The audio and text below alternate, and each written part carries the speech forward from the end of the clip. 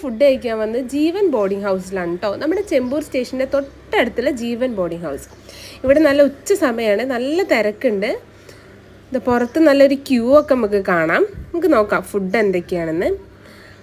മാങ്ങാച്ചാറ്, രസം നല്ല വെള്ളം പോലെ ഉണ്ട്.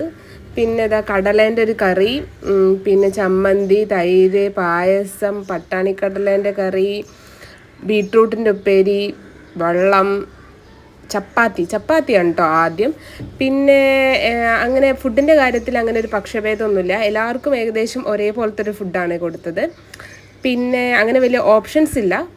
പിന്നെ അടുത്തത് നമുക്ക് ചോറ് വരും, ഇത് കഴിഞ്ഞിട്ട് ചോറ്, പപ്പടം വരും അങ്ങനെ.